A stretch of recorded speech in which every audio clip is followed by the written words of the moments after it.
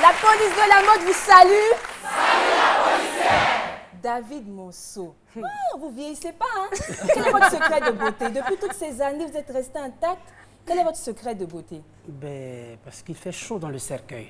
Okay. Donc quand on est dehors, il faut tenter de vivre dans la fraîcheur. C'est très important parce qu'ici en Côte d'Ivoire, quand on entend parler de vous, beaucoup de personnes se disent oui, il n'est pas beau, il est moche et tout. Mais moi, je ne suis pas d'accord parce que la beauté, elle est relative.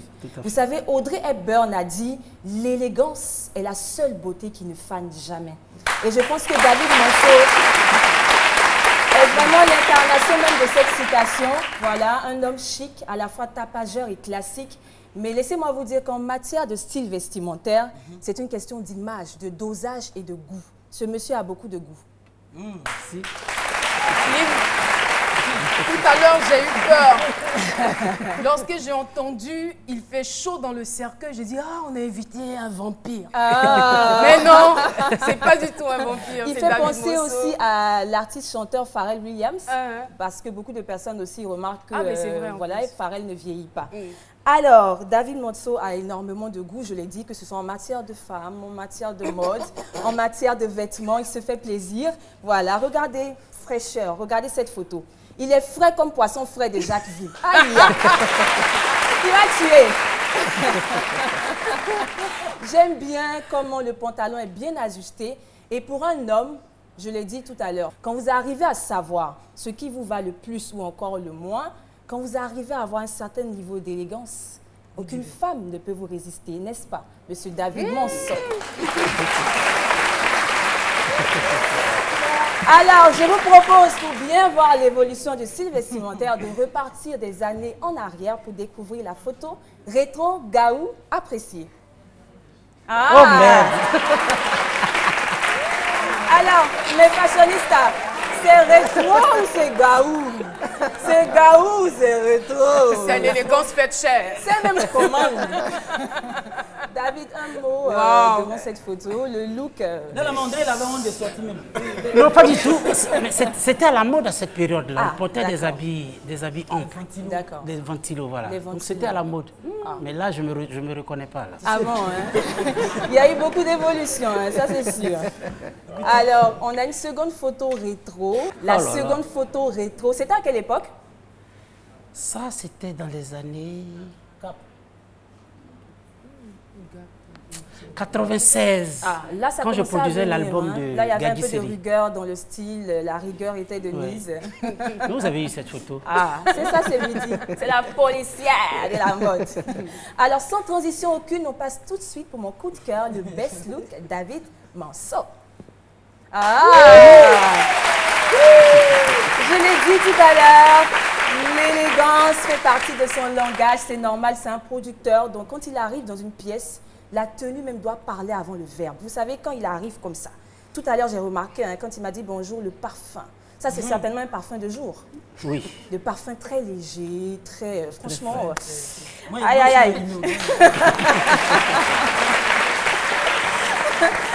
Et le plus important dans un look aussi chez un homme, c'est surtout les finitions. Vous regardez la chaussure, ça, c'est une chaussure qui a de la valeur. Regardez aussi la posture, il est bien positionné de sorte à dire « Oui, je suis David Monceau, j'ai une montre à 30 000 €. » Et puis quoi?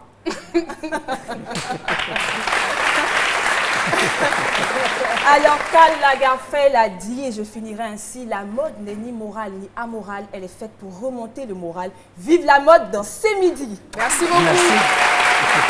Merci Lydie Jabert, la policière de la mode. Eh bien, je trouve qu'elle a été beaucoup gentille et très indulgente avec notre invité, David Monceau. Alors, je voudrais vous demander, en matière de mode, vous qui êtes un homme du showbiz, quelle est la place de la mode et comment la voyez-vous dans votre environnement? Mais la place de la mode, par exemple, je prends le cas des artistes. Un artiste doit être quelqu'un qui doit faire rêver. Donc, son style vestimentaire, sa manière de se tenir, tous les détails sont importants. Tout à fait. Donc, c'est pour ça que je fais très attention quand je produis un artiste, qu'il fasse attention à sa manière de s'habiller. On a le cas de Fally Ipupa. De Fally Ipupa, même de Beno, de Gadi Seli.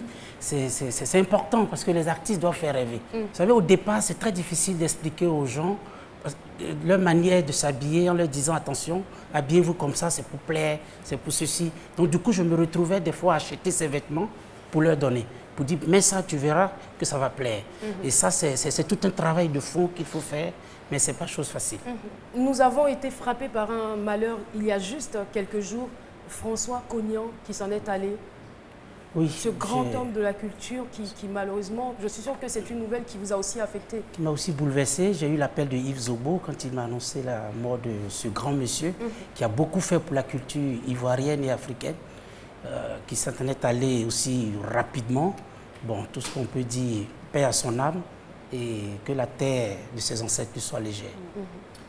Merci. Je voudrais qu'on continue de parler de production. Comment est-ce que vous arrivez, vous, en tant que producteur, dans cet univers, l'industrie musicale qui est aujourd'hui, je dirais, gangrénée par les téléchargements gratuits, la piraterie, à vous faire une fortune, à exister? À exister parce que la production, au départ, quand je commençais la production, il fallait tout de suite penser à se structurer.